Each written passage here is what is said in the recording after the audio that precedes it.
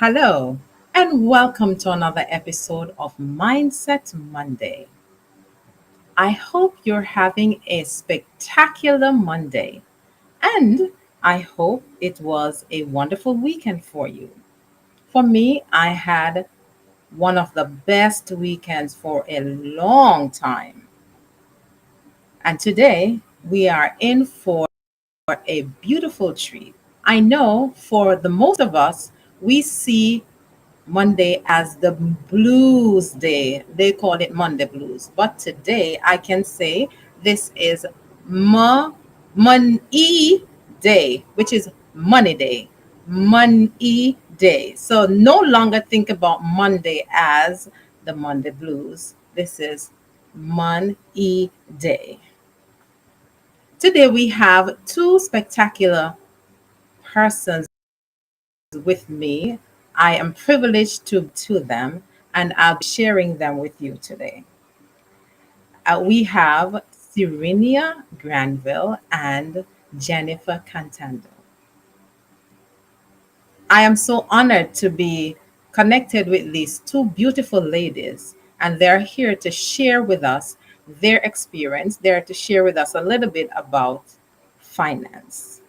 Last week we spoke about, let me backtrack. This month, our focus is on where are you? Where are you?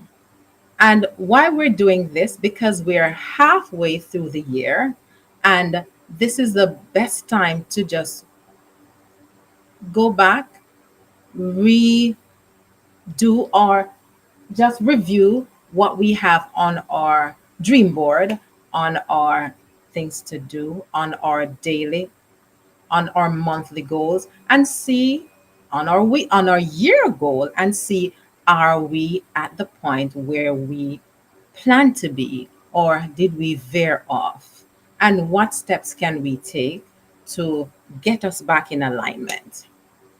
Today, we last week we spoke about where we are in love, and one of the salient points that we spoke about is allow love to be the focal point of anything we do, and the main the main point is on self-love, because if we don't love ourselves, we will not be able to love others.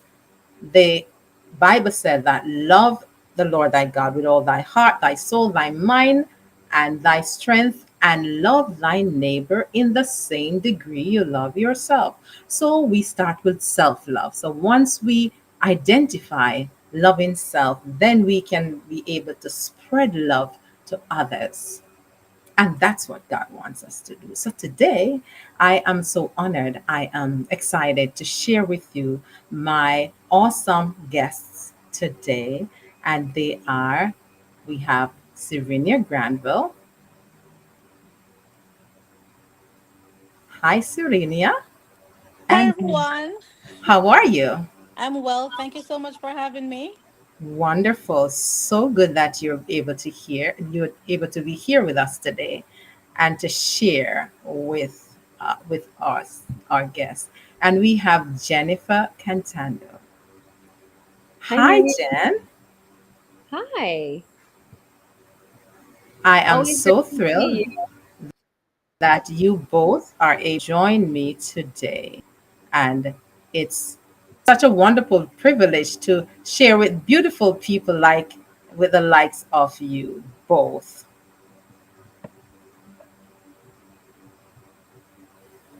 All Thank you, right. Mary. Now Thank you. we're in for a wonderful treat. And Serena was here with us months ago, and she was also here last week.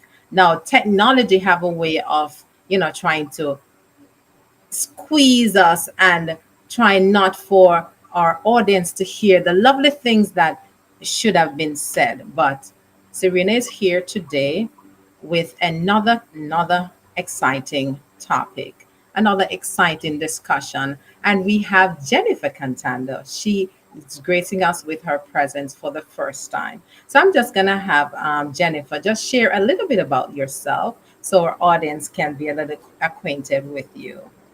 Go ahead, Jennifer. Oh, where do I start? So when I was born, no, I love that. actually, I'm originally from Southern California, so I'm in the West Coast. I was born in LA County, and I am now 47.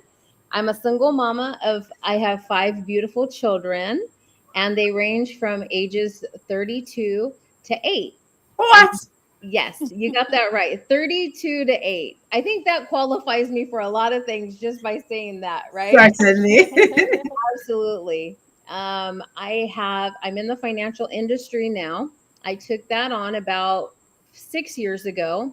And that was prior to that, I was actually in sales for Frito Lay, part of PepsiCo.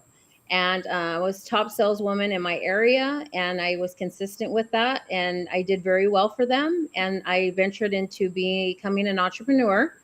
I figured if I can make a lot of money for a business, why can't I make a lot of money for myself, right? So I ventured off into the entrepreneur business and a business owner, and I never look back. I absolutely love it. I go to classes every week so that I'm the best for when it comes to my clients and their questions. I've studied history on the financial trends and things that are going on, and I've owned three houses, my own houses, so I've always seen those trends in front, right? I've made a lot of money, I've lost a lot of money. So, being transparent and making sure people know like it's okay to have lost as long as you like learn from it, right? So, I then 6 years ago became a health and life license agent. Like I said, I'm always in training so that I can be my best for my clients, but I'm also under a great woman that is a financial advisor too. So I have the best of both worlds, learning from the life and health side when it comes to products, but also there is also a side that is in the market, so it's really understanding both sides when it comes to finances. And it's not just putting it in a box, but making sure you have a bird's eye view of people's finances and how you can help them. So that's a little bit about me and what I do and how I help families. Awesome, Awesome. awesome, awesome. And let me have Serenia share a little bit about herself. Awesome. Pleased to meet you, Jen, Please virtually. meet you. And hello to all the guests. I do apologize. My video is somewhat not working today. However, so I'm Siri, and I believe I'm on this program today because, for one, I managed to pay off over $40,000 in credit card debt, while balancing mortgage, balancing living, and learning some things along the way that I think, in terms of money management, that I think can benefit the audience this afternoon. Yep. Oh, and before, I am single, divorced. So I think between Jen and myself, we're two different categories. However, there are some skills that she learned and know, and there are some skills that I learned and know that can benefit the audience as a whole. Excellent. So we have a perfect match this evening on how to share financing information, and I'm sure our guest myself will benefit from all of this. I know these two ladies on different fronts, and Jen has, as I've known Jen for maybe, is it 2 year 2 years, somewhere there, and Yes. I've met her just January, and the same person that I knew virtually is the same person that I've met. And it's really an honor when you are in someone's presence. They're the same one that you see on social media. So it's good to be transparent. And Serenia, I've known Serenia all my life. And I have learned a lot from her. She's my niece. I've learned a lot from her, though much, much younger. But this is letting you know that your age does not mean that you're mature in every aspect of life. Every one of us, we operate in an era of gifting, and we are dumb to what we are not knowledgeable about. So we're here to gain knowledge from others who are able to share their expertise and allow us to benefit from what they have gone through and how it will help us in whatever area or whatever aspect of life we traverse. So I thank you so much for joining us. And guest, I'm happy you're here. And for those who will be seeing it on replay, I hope you will have takeaway. And if you have questions, you could just leave them in the YouTube chat and we will respond to them as best as possible. If it's one of those questions that there may be research, we will get the answer for you and we will either let them come back or we will post those answers in the YouTube chat. Thank you again. Now, my first question, and we're gonna have a lovely interactive session. Now, you see Serena's beautiful face. You're not gonna see her connecting because of her camera, but of course, you know who is actually talking to you. Now, what is money management in your own words? And who wants to take that? Who wants to jump on that first? Okay, And I'll let me. take. Okay, go ahead. Go ahead. Go ahead. Oh, that's good. Money management in my own words. I think that every one of us has a walk with money. Sometimes it's dysfunctional and sometimes it's not good. And sometimes we have a very healthy one, right? And I think what it really comes down to is where is somebody and their relationship with money. In order to find out that, then we can help manage it, right? So really Mhm. sitting down with somebody as an individual and finding out where their money's going, what their goals are. I mean, what do they want to accomplish with the money that's coming in? Do they want, so it's really, and also market risk. It could be market risk. How are they with the market risk? Are they okay with that, or do they want to be more conservative and safe? And how do they see their money growing in the future? Do they see them contributing long term, short term? There's a lot of questions to be asked when you are answering something like that. So it's hard to always put a blanket statement when you're talking about something that really it really has to do with the individual you're sitting across from. I think your due diligence as a professional is to talk to the person, find out what their goals are, and come together to find find a attainable way to reach that goal, right? That makes sense. That is not, it doesn't restrain them so much that they can't breathe, but it doesn't give them so much room that it's unrealistic to retire or whatever their goal might be to have in the future.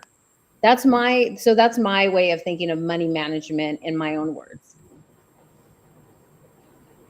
Siri, you want to take a thing on that?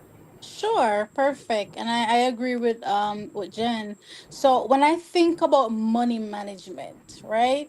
I think about being accountable to ourselves and looking at ourselves as a business. How are we managing our business, which is ourselves, our financial business? It's taken into account, as Jen mentioned, the money that is coming in, how we managing that versus the expenses that we have. What does it look like? How profitable are we as a business? you know, as an individual business, as a person, as Miriam LLC, as Jen Incorporated, how strong are we in terms of the managing of the money? If we manage the money well, then we'll be very profitable. So I look at it in that terms, and when I think about the management of money also, and having the money coming in and the expenses going out, I think about ways in which we can actually manage that. And it goes back to, I believe that most of us have a savings account. Most of us have a checking account. And I think about alerts on that account as a whole. If we spend something, if something is spent, are we looking at all the alerts that comes in to see, okay, is my income matching my expense? As am I, as Miriam LLC or Jen LLC or Serenia LLC, operating in the negative? Am I managing the money right? And it goes back to self love. If we love ourselves, we'll manage our money well. That's the way I look at it. Well said, well said, well said. I'm just thinking back. I remember growing up.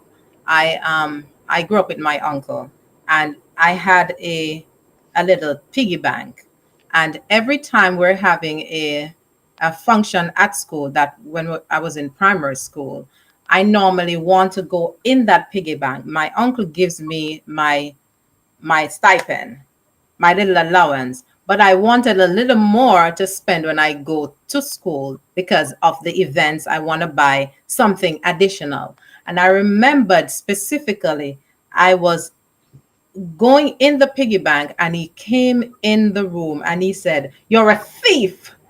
And I thought about it, but it's my money. He said, "You, I gave you allowance. This is you're saving that. You're saving that for a specific purpose. Why are you going in it?" And that thing stuck with me for the longest while. So I didn't remember about this until we're talking. So managing money, I he had already give me enough to pay my cab fare, to buy whatever, because whenever we have functions, there are specific things that they sell. And he made sure I have enough to buy the specific three different things at school I could buy with whatever. But I just think I needed more. And that taught me to be responsible with Right. spending. So leaving that and using what I have to buy what I need in a simplistic state, money managing money. Money, and the well said, sister Miriam.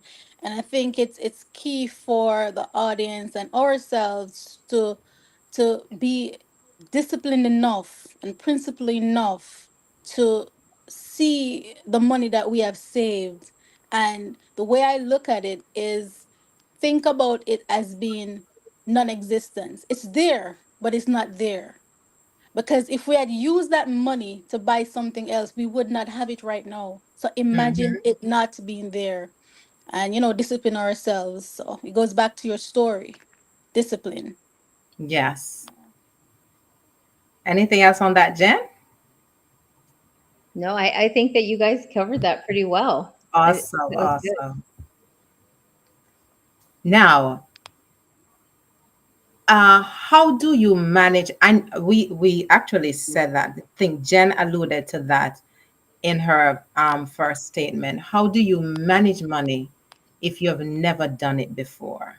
How would you share with the audience? Because of course, we all come from different strata. We all have different financial goals. We all have different resources that, whether it's menial or it's huge, but it's in the management that makes the difference. Right. How do you manage money if you've never done it before? That is a good question. I love that. Mommy. So, how would you manage money if you've never done it before? Well, first of all is that you should have a habit of saving. I believe that you should have this habit of saving, even if it's $1 a week, whatever it is, because you want to get in that habit of saving. So my thing is, what can you save? And the second thing is you want to pay yourself, right? You pay yourself before you pay anything else. Is making sure that you have money that you are saving for yourself long term. But it starts with a habit. If you don't have that habit, how can you build something? How can you build that muscle of saving money? And so it's very important, if you've never done money management or have you've never saved before, if you don't have an emergency fund, if you don't have things in order as the foundation of your home, then it's going to easily collapse. So one thing I would say is get in the habit of saving, and that can make sure you know what's going out and you know what's coming in, like Serena was saying, and making sure you know how what you have coming in and what you have going out. And sometimes that means that you need more money coming in because you already have like fixed things that are already, already in place. There's just nothing you can do for it. It's always, it's what it is, right? So I am a big believer on, sometimes you have to have a side hustle. Sometimes you have to make extra income to get you at a place where you can save extra money. Because let's be honest, if you're always in the negative and there's nothing you can really do, then sometimes you have to look to expand into a side hustle, or how are you going to make extra money coming in. But it comes down to building a muscle of savings. You have to have a good relationship with money, otherwise you will always be in this hamster wheel of debt.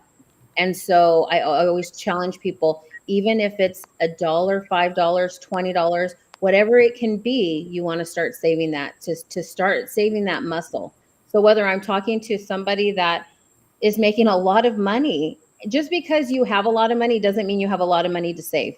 Because some Mhm. people have a lot of money going out and they have a lot of money coming in. And then you have some people I've met before too. I sit down with hundreds and hundreds of families. They don't have hardly anything coming in, but they've disciplined themselves and they've built that muscle of, I'm paying myself before I pay anything. And they have an emergency fund. They have things set in place. They might even have life insurance as a foundation, because God forbid they're making such little that if something happens, it would devastate the family. So I love sitting down with them and seeing where they're at.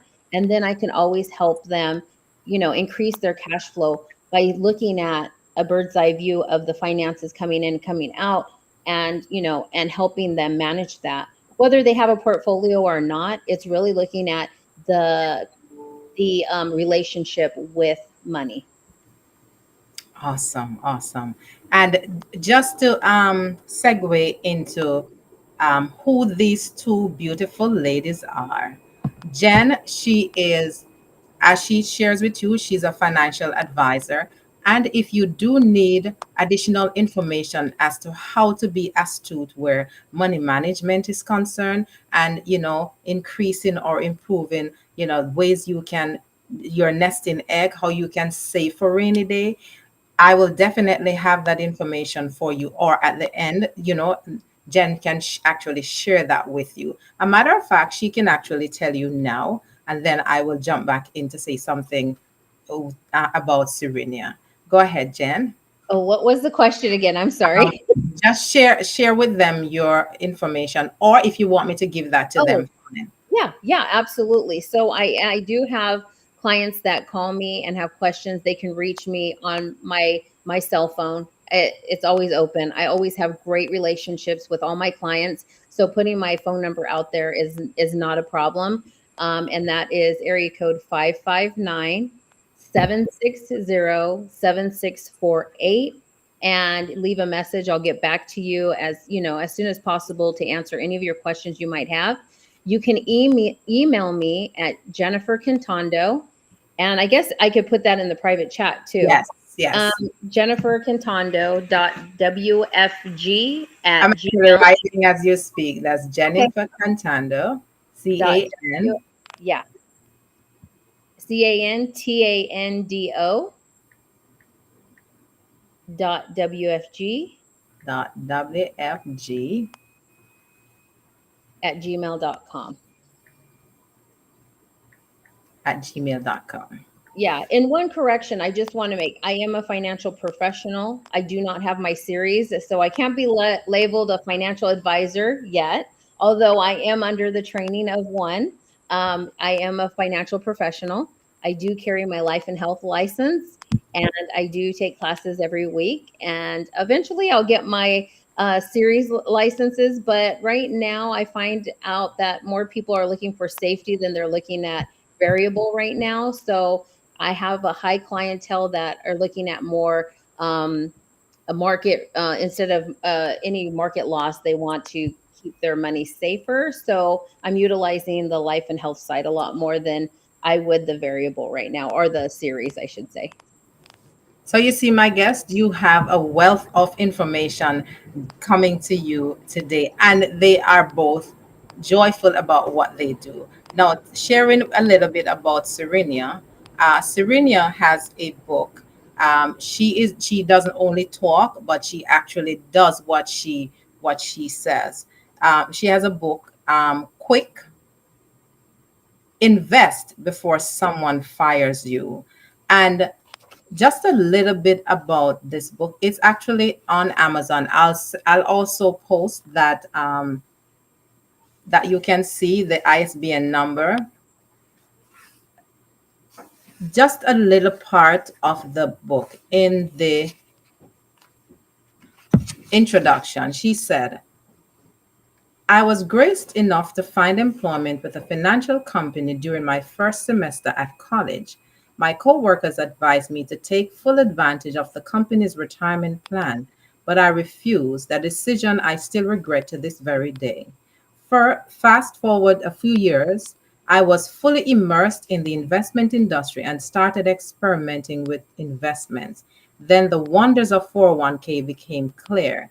The interest I find encountered as a curious teenager helped me buy my first car, fully handled my wedding payments with zero debt, and afford most of my necessities and wants without stress.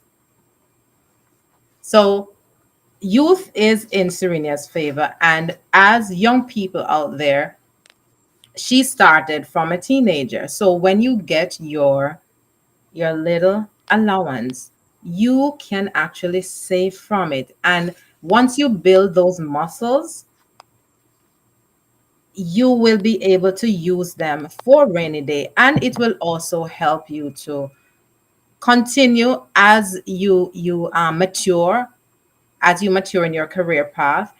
That will be a steer in which you can say, wow, I am so happy I did. Just going back to my uncle and my little story, it is out of that piggy bank that I started my first bank account in Jamaica, Jamaica National, at I think I Awesome. was 14 years old. And to date, I still have that bank account. Nothing is going in there, but money is still there. So starting from then and continuing, you can actually, you look back and you smile. You say, you know what? Good thing I listened to Uncle. I did not go and steal the money, although it's mine. I was responsible enough to make sure that I made those 25 cents, those dollar. Back then, Jamaican money valued a lot, but in as much as the dollar devalues, but saving the little you can amounts to much. So, it's a little at a time. So if you're not able to manage the little, you will not be able to manage The when you much. start getting the much. I agree. Amen. Now, how much of my income should I save? Is it 10%? Is it 5%? How much should I save? I see Jen buzzing. You want to go with that, Jen? When I came into the industry, the great thing about it is I learned all the things I was doing wrong. I don't know if Serena can agree, but you learned all the things that you did wrong. I think you're kind of talking about that, but Yes. you learn, and I have to tell you, when I came in, I was very curious about the financial industry. I wanted to learn as much as I could. And then my kids are getting older, right? And they're becoming adults. And so I want to take this information and I want to give it to my kids as much as I can, right? So what I think is, a lot of times people don't, you know, the basis of learning about money and growing money is financial education. And I believe it's Warren Buffett that says the compound interest can work for you, or it can work against you. Yep. When I learned about compound interest and saving money and fully front loading, uh, anything that's going to grow you money, with compound interest, the more you put at it, the more it can grow. 10% is a great Agreed. because I think it is good. I think, again, it goes back to the individual, and I don't want to put a blanket statement that everybody should spend, save 10%. Like I said, it goes on to what can they afford? They might be in the negative. If they're in the negative, how can they save 10%, right? So going back and looking at everything, what can we cut back on? Eventually, yeah. The thing that I say is, I'm working with my son. In fact, he just became a nurse, right, at Valley Children's Hospital here in the Central Valley in California. He's seen money that he's never seen before. He's making really good money. And we sat down and he can save more than 10%. He can save 50% of his, right? Where somebody else might not be able to do that. He's not a homeowner, he doesn't have kids. So again, it goes back to fully loading something. He, working with my son, that he has an emergency fund, that he has things in place, right? Because let's be honest, once you buy the house, once the family starts, once Hmm. everything gets going and you haven't got that savings account, you haven't got that investment going, it's a lot harder. And I think you can all agree with me because we're all, we're all women that are, I'm more seasoned, right? But it gets a little harder as you get older because there's more responsibility thrown at you. So when people are making that money and they don't have the responsibility, I believe they should save even more than 10%. As much as, like I told my son, save half of it, son, save half of it. And so that's really important too. But also knowing taxes are going to also be in that, having to pay taxes if you're making a lot of money, right? And you don't have those deductions or write-offs. So we sit down and I tell you 10% is great. And that's an average, right? If you can save more, don't limit yourself. If you have to start with 1%, 2%, as long as you're saving something, as long as you're Agree. saying 10% is a good blanket statement. But again, depending on where you're at, what are you trying to accomplish? Do you want to be a millionaire when you want to retire? Are you happy with 300,000, 400,000? It's going to make the difference in what you save now and how you grow it. So depending, again, what are my clients' goals, what they want to see and what they want to achieve, it can be, buying a house nowadays, is that the biggest deal? Maybe not. Maybe back in the day the American dream was buy a house and have a 401k and have pensions and stuff. Well, maybe it's shifted. Maybe it's not so much buying a house. Maybe it's in a tax-free account, and maybe it's not what we think it was. I can tell you that the 401k was developed in the 70s when taxes were 70%, and it was to Hmm. defer taxes, right? So you just have to find out where you're at, what you want to do with the money that you're bringing in. What are your goals with it? I say take that 10%. And the first thing we have to do is make sure things are in order for you from A to Z. Make sure that emergency fund is in place. Make sure that your protection, you have some kind of protection on yourself and your money. Number one reason why people go into debt is unforeseen medical expenses, making sure there's the Hmm. foundation there and going and working up. I think so many people, and I'm sorry if I'm over speaking here, but That's okay. I think so many people just want it to happen now. They want to happen fast. And when it comes to money and growing it and having that foundation and a strong foundation, it takes time. It takes energy. It takes, like you said earlier, discipline. I believe it was Serena. She says, non-existence money discipline, right? You got to pretend that that money's not there. You got to have money discipline. And I'm going to tell you guys something. Yes, I'm a financial professional, but I'm taking notes on Serena. I take notes on Miriam. One thing is, you can never stop learning from other professionals. So that's my advice to you too, is make sure Yeah. when anybody's speaking that you're taking notes on them, because you can always learn. Yeah. So I hope that helps in some way. I say save what you can when you can. And if it's more than 10%, that's a great start. Agree. Awesome. Yes, Serena. And that 10% is what I mentioned in my book. But Jen, you said something. How can you save something that you don't have? So I think one key aspect to that is first is try to come out of debt. I've had days, months where all I could do was just really focus on getting my credit card down, to get Hmm. back in the green. So, for the audience and for us, myself still, is ensure that if you're in debt, just come out of debt first and then save that 10%. There are days and then the responsibilities also, Jen, you did mention that there are times that I could save 60%, 50%. But now, as things shifted, It went down by far. And as I said before, it wasn't a negative before. um so how can you say something that you don't have? So it's to come out of debt first, and then I agree with that 10%. But to add to that also, is to see, okay, now we have that 10%, what are we going to do with it? So it's to ensure that it could be interest bearing, a high interest bearing account, to make sure that that 10% keeps growing, because that Mhm. could be a coverage for a medical emergency in the future, 5 years, 10 years, who knows, for yourself and your loved ones. So yeah, there's much to say in this 10%, but it stands right there. 10%, I agree with you, Jen, you're absolutely right. That is so true because 10%, yes, but for when I just started, when I just came to this country, just got a job, I just started saving. At, I'm not sure if it's even 5% initially, but then I was able to save a little more when I became permanent in the particular job that I was at the CPA firm. I was able to save a little bit more.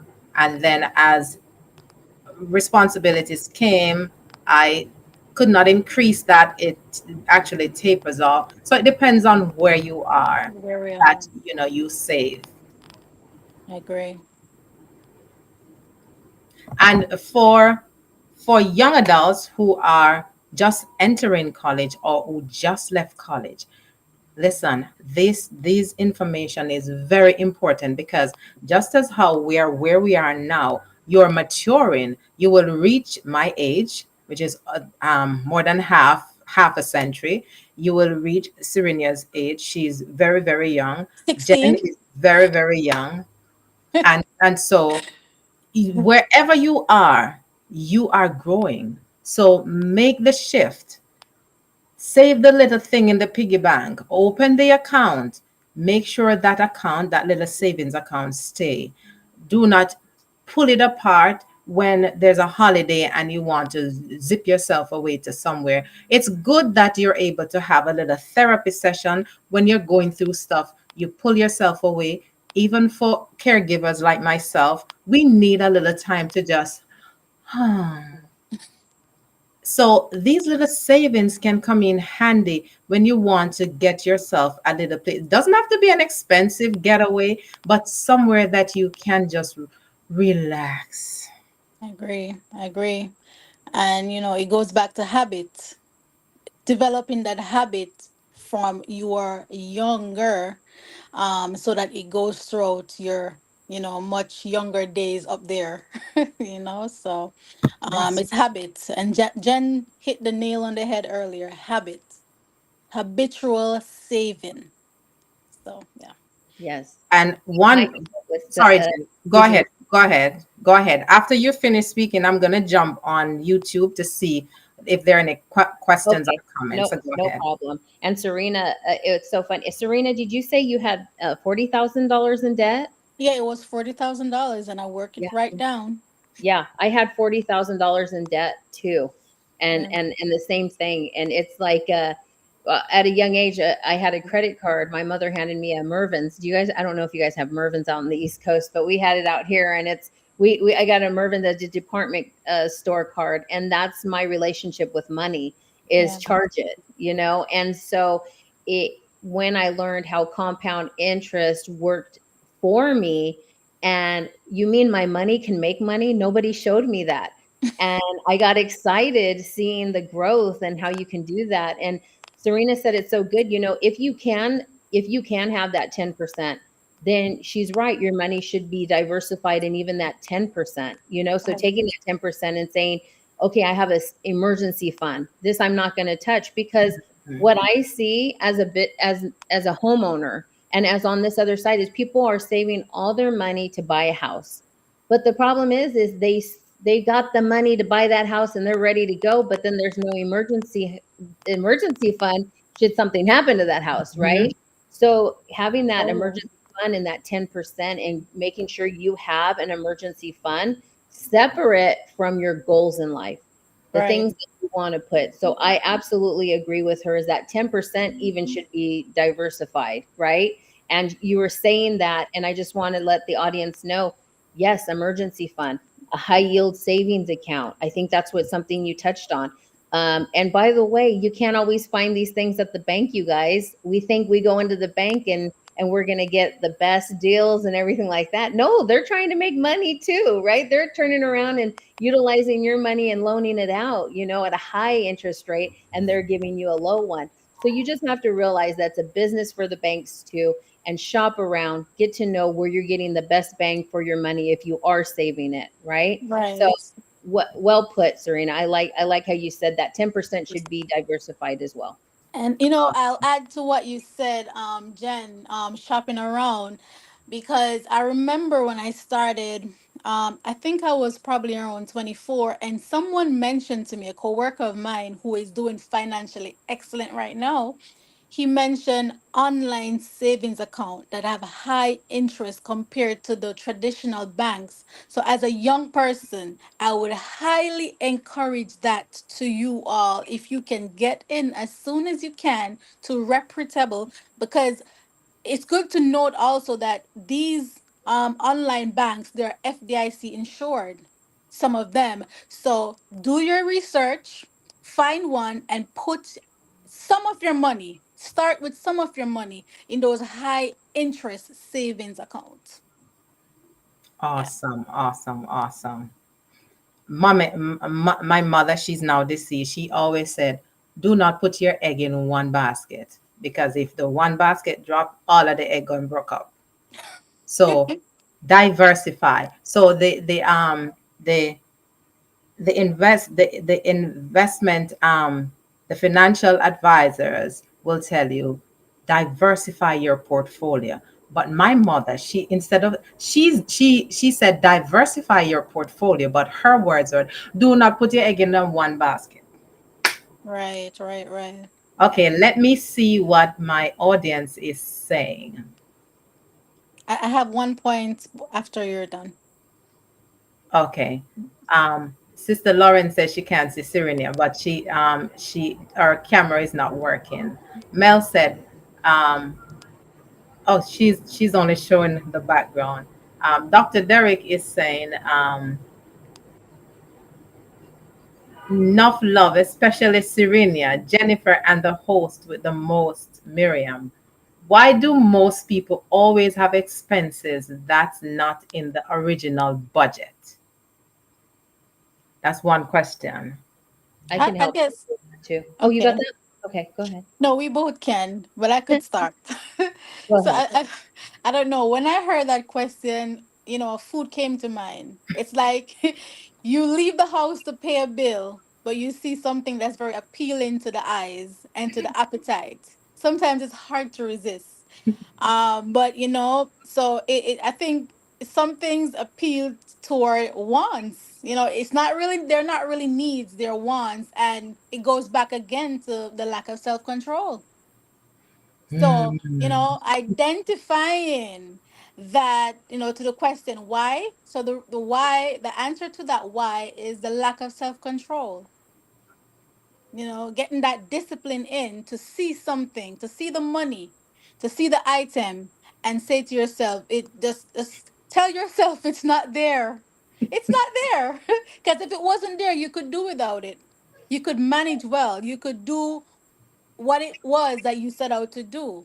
So just tell yourself that it's not there. So I think that because some of the things, most things appeals to our senses. So sometimes it's hard to resist, especially something that's something like, a good meal. Yep. or or tell yourself that it's there but it's not necessary for you right now. Yep. Yeah. But throughout the years for myself, it has always worked for me to have the money. I remember there was one time I had a savings account with Bank of America, and there was money in that account, several $1,000s, and I did not remember that money because I kept telling myself it wasn't there. So it works sometimes. You could take the question now, Jen. Yeah, I agree with you. So first of all, I want to echo you that you're absolutely right. The fastest when I sit down with a family, Anywhere from $500 to $1,000 can easily be uh, taken out of their budget because of the fact that eating, feeding the family, going out, he Yeah. buys Starbucks, she buys Starbucks, you know, and then the kids need lunch money, or they're getting, you know, they're spending filling up the refrigerator even, right? So I absolutely agree. The other thing I see is when you are making a when you're doing a budget, and this is for Dr. Derek, when people are making a budget, they do not put in their budget a lot of things, and the one thing I see is that people don't budget their gasoline. Mm-hmm. They don't Good think about point. how much gas. So that could be anywhere from $200 to $500 a month. They do not include tags. They do not include oil changes. So if you want to be realistic with your budget and what's going out, you got to be realistic with what your spending is. Even if it's once or twice a year, your tags come up. That has to come out of something. And if you haven't budgeted from the year, then where does that money come from? And when Right. we get in this hamster wheel of, you know, bills and debt, and we don't know where it's at, we have to really be honest and put everything down on our paper that we're spending. And you have to look at your balance, your not your credit card balance, but your just your bank statement, like where everything is going in that. You know, Right. just what is your everyday habits? Starbucks. Do you have a Starbucks habit? Do you have this habit? Do you have that habit? When you're honest with yourself, you start adding stuff up, then you can really say, oh my gosh, do you know I spent this much? That could have, you know, and I will take somebody and I will take something from a client and I say, you guys spend about $1,000 a month on eating out. Let me show you what that money would look like in 5 to 10 years if you invested, if you Yeah. grew your money, if you had that compound interest happening for you, right? Mhm. So I do think that he is right. Like people don't always see their expenses because they're not always very, it's not there's coming, it's not congruent because they're not honest with themselves. And you have to sit down and write everything you spend, even if it's, even if I know in the East Coast you guys use a lot of um, you know, the transportation out there, right? It's not always cars, it's getting on buses and trains out there. Friends, yeah. So it's even writing down stuff like that, you know, writing down your expensive of how much you spend on the transit out there, or the different places that you guys would utilize the public transportation out there. Mhm. I Awesome. agree. I agree. You know, I budget recently to go to the car dealership to service my car, and my budget was $200. By the time I left the car dealership, it was almost $1,500. Wow. Things that happen, yeah, break different issues came up. So sometimes we budget, but things just happen, you know? So it happens sometimes. Yes, yeah. That is so very true. Um, just looking at putting things on and or not putting things on, as Serena rightly says, things happen. You're not able to, you know, that's why we have rainy day savings. So if things like the car, that's something that y- you would not actually imagine because you're not a mechanic, or you only know, okay, it's time to service the car, not sure what will happen. So with that rainy day savings, if you did not have that in your regular savings account or in the budget you have for the month, you can actually Right. pull some of that from your rainy day savings and actually assist yourself getting that expense done. 10%. Sister Lauren is responding to Dr. Lauren Bartley. She is responding to the question. She said the 52 weeks challenge works great for her for rainy days savings. Mhm. So just putting something away each week. Everything is falling, but not my money. My money.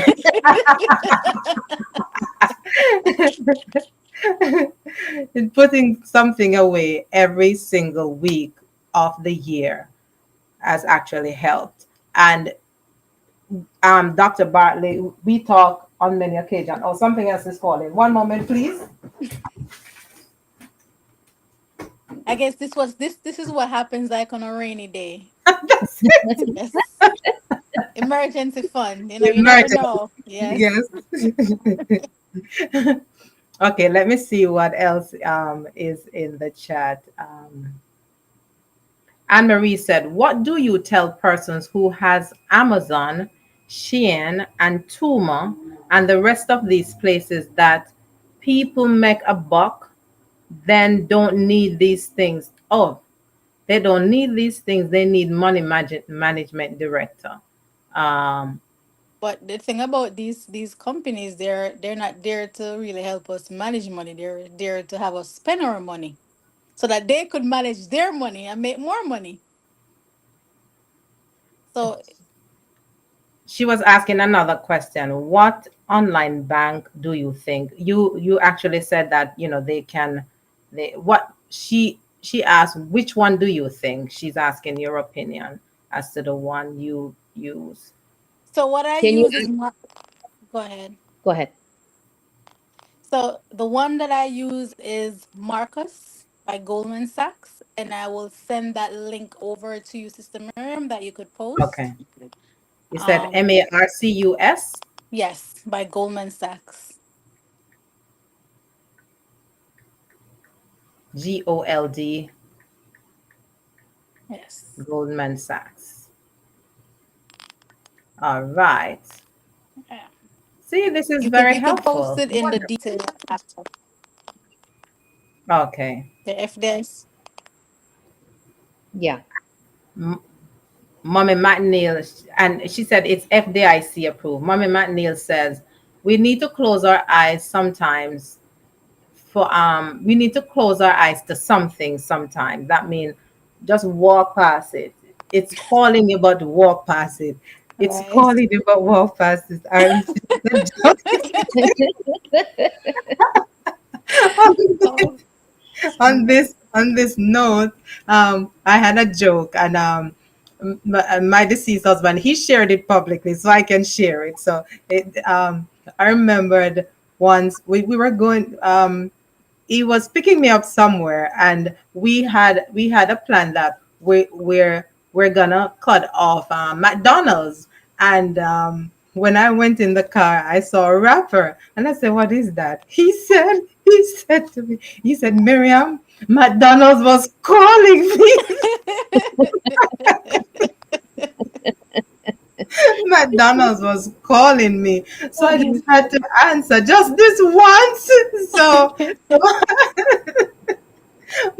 but he had a cover on that for a long time, but that day McDonald's was calling him. So be disciplined. At least you can give yourself a little treat now and again, but do not let it be a habit.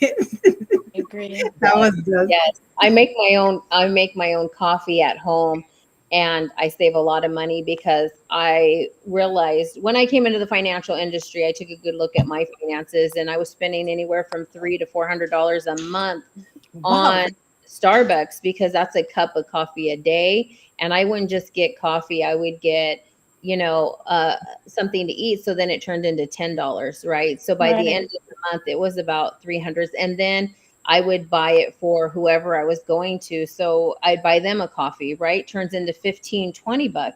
So it was easy for me to spend $300 in just coffee alone in a month, you know?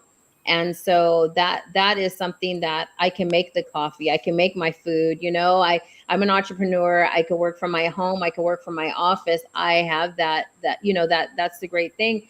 But even for those that don't, preparation, whether you're meal prepping, whether you're anytime that you are prepping for something, it really is to help you, whether it's money management or whether it's just eating or drinking, right?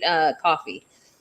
I did Agree. want to tell and she says, I never heard of that one at all. And Marcus by Goldman Sachs. Okay, so that is one out of many, but what it is it's called a high yield savings account. You don't get them in the bank, so you're not going to hear about them from the bank. This is a separate. Marcus from Goldman Sachs is one. Capital One has one.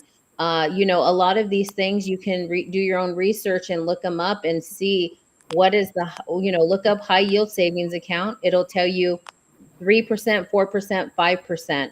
You can do your little research and see which one works best for you. But I agree with Serena in the fact that, high yield savings account, if you're going to put your money in something, especially an emergency fund, why not grow the money that's in there while it sits there? So that's big. When your bank is giving you point zero 0.01, 0.05, maybe Yeah. one, banks are the worst place to put money. Honestly, that's my feeling. But again, it's only because I see the numbers all the time, every day, right? And so if I'm a numbers person and I look at compound interest, how to grow your money, I don't I don't think Serena even offers like banks really for financial, yeah, a vehicle for financial growth. I don't know. Maybe Yeah. Serena does, but I typically don't. So yeah, you never heard of them because they're not popular because you're making money off of it. Mhm. Yeah. And that's why we have the web. And when you check the web and you're not too sure, just get to a financial advisor. And of course, I have one who I can share with you. I have Serena, I can bounce ideas off. I have Jen and a host of other persons. Incidentally, Jen, she works with, she's a sole proprietor. She also works along with one of the big investment opportunities, WFG, and I'm actually a part of that. Jen is actually one of my trainers, so I have confidence in what she has to offer. So Yes. just looking at what we were talking about, savings and on the tax side of it. Now, for people who are young and trying to put money away, and I know Jen can speak on this too. Uh, if you're saving for retirement, make sure that too much of that money is not in deferred deferred tax bracket. Make sure that you are putting money in tax-free accounts, because if you retire with high deferred payments, those monies will be taxed, because we know that taxes are going up higher and higher every year. So you retire and your money will be taxed greater. So if you can speak with your financial advisor, find out how you can balance those bucks, and how much should I save in tax deferred and how much can I save in accounts that I will not be paying taxes on. That will be so helpful, because you don't want to know that, oh, this is all these taxes I'm paying now. And as a tax advisor, as an enroll agent, it's important to get those things sorted out, because Uncle Sam is happy to take all of that money, but I know you will not be happy to shelling out all of that to give Uncle Sam.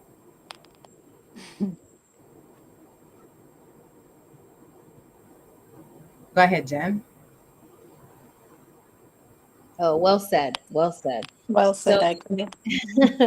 yeah, and what was the question? It was did you have a specific question or did you want me just to talk on retirement accounts?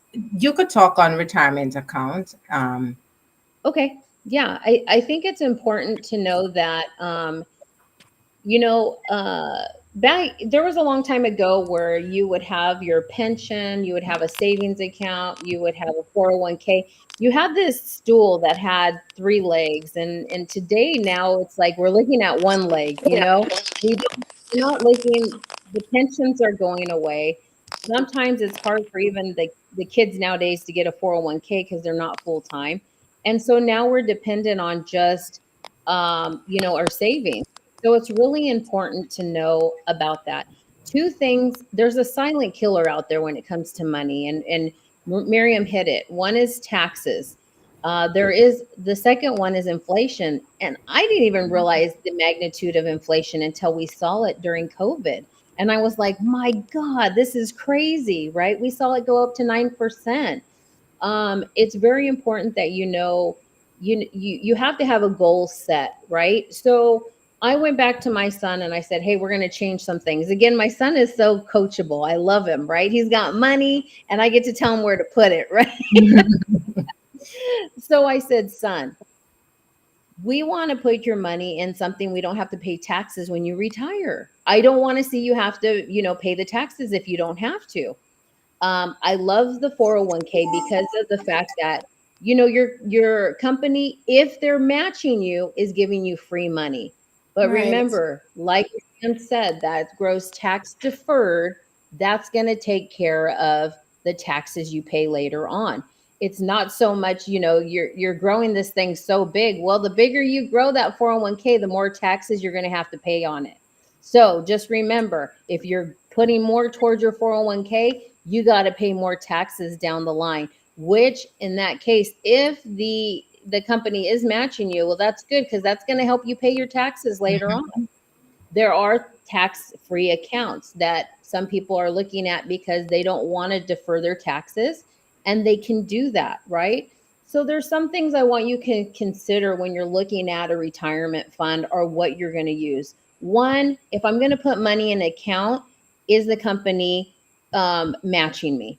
If they're not, is there other accounts out there that I could put money in that, maybe I don't have to pay the taxes later? I could pay the taxes now, Yeah. therefore later on making it a tax-free account. That's a great way too. I teach my kids, pay the taxes now if you can afford it, because when you go to retire, guess what? It doesn't get cheaper. You get older, there's long-term care, there's more expenses that are going to pop up as you get older. I like the idea of when I retire not having to pay the taxes, or be diversified. Maybe you have a great 401k, or maybe you have a great pension. That's great too, but diversify so you're able to put your money in different places. I'll tell you one thing, if you have all your money in a deferred account, your Social Security becomes deferred. If you have all your money in this tax free account and all your retirements in tax free accounts, your Social Security becomes tax free account. So it's a reflection of whatever you have your money in. And some people, they like the tax free because they have all their money in taxable accounts or tax deferred accounts, and they want to bring that down. So the tax free account will complement those other accounts, right? They'll kind of bring down the fire in that, and bring that down. So making sure that when it comes to taxes, you know where your money's going. Pushing it till you get older, is that the best way? Well, just ask yourself, do I think taxes are going to go up or down in the future? That might help you decide what kind of account you want to put it in. Most of us think that taxes are going to go up in the future, but you make up your own decision for that and you go with what feels good for you. Awesome. Awesome. Now we're on the top of the hour, and I just want you to, both of you, just give me your final statement for this afternoon to share with our guest. Who want to go first? I'll go ahead. Final one is just develop a habit to save and love yourself. Manage your money because it's a reflection of self love to have peace of mind. That's it. Okay, Jen. Oh gosh, I gotta bring it down. Then she had very simple words to say. I'm like, I want to tell everything all at Bring it once. down, girl. I will tell you this. Serena knows it. I know it. If you have a goal, you always should sit down with a financial professional to get there. Don't take it upon yourself.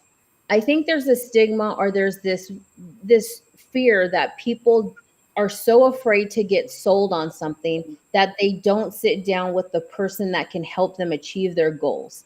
So take away the idea of I'm going to be sold something.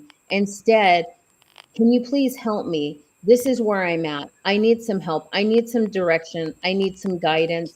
I want to see where I'm at.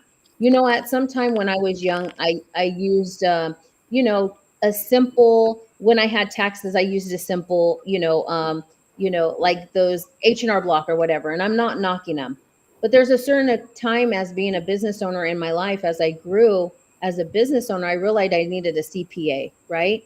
So the same comes with your money and managing it and different things and the different things that you want to do with it. Just like buying a house, at some time you have to sit down with the loan officer so they could tell you what you qualify for, so that you can go out there and you can get the house that you want. It goes back to sitting down with a professional so that they can help you, they can give you advice, they have years of experience. Most of us are wanting to help you, because not that there's a big paycheck at the end, it's because we have a big heart and we want to help people succeed. A lot of us are mamas. A lot of us, like Serena and I, we both had $40,000 in debt. How can we help you, right? So just take away the idea that, oh, I'm going to be sold something, or I'm afraid to sit with a professional, or I don't have money to invest. No, you can sit down with the right people, and you can, and Miriam will always direct you in the right way to go, to sit down with somebody that can help you get to achieve your goals, even if you're in the negative. Okay, so I just want to say that, and I just want to tell you, sit down with somebody, have some goals, have a roadmap, and together we can make it happen. Awesome. Just to let you know that Jen is one of my financial advisors, and she does a very good job in directing Miriam. We all operate in areas of gifting. I am not a doctor. I have to go to a doctor to assist me with my medical needs. I'm an enroll agent. I can assist clients throughout the 50 states take care of their tax needs. If they have runnings with the IRS, I can help set up arrangements with them to get their debts paid off, stuff like that. Serena is in a different field, so we all operate in an area of gifting where we complement each other. And so we need to sit down with the right person that can get us on the right foot, or if we're on a foot already, it can stabilize us. So today it is a wonderful time just sharing with you. I know there are many other questions out there, but I will definitely get them answered. I will go through the chat and answer them. If I don't have the answer, I will definitely get those answers for you. Once again, thank you for sharing with us. And I am so elated to have these two beautiful ladies sharing their expertise with us and just giving us feedback as to how we can move on from here. Where are we? Half of the year, we can either stabilize, beef up on what we, or start. Some of us haven't started yet. So let's get it done. Thank you for staying with us for another episode of Mindset Money Day. That's my little thing. Have a wonderful day. Thank you.